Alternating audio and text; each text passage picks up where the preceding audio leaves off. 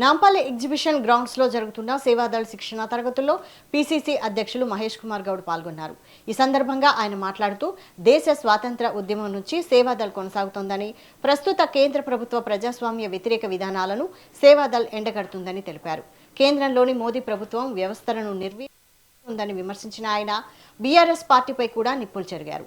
గత 10 ఏళ్ల పాలనలో కేసీఆర్ తెలంగాణను 50 ఏళ్లు వెనక్కి నెట్టారని ఆరోపించారు.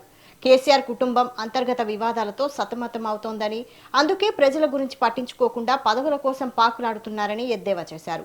తెలంగాణను ఇచ్చి నిర్మించిన ఘనత సోనియా గాంధీదేనని, భవిష్యత్తులో బీఆర్ఎస్ కు మనుగడ లేదని మహేష్ కుమార్ గౌడ్ విమర్శించారు.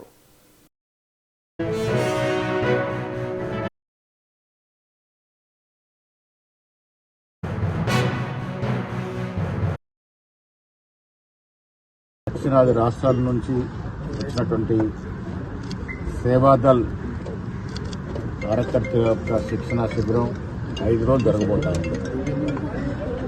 సేవాదళ్ డిపార్ట్మెంట్కి ఒక ప్రత్యేకత ఉంది.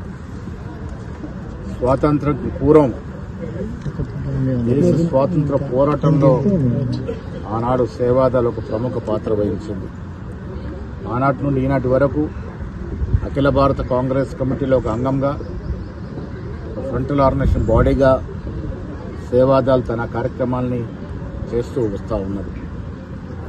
సేవాదళ్ చేస్తూ పనిచేసినటువంటి చాలామంది కార్యకర్తలు గతంలో ఎమ్మెల్సీలుగా, రాజ్యసభ సభ్యులుగా కూడా ఈ దేశంలో అవకాశం ఇచ్చినటువంటి పరిస్థితి.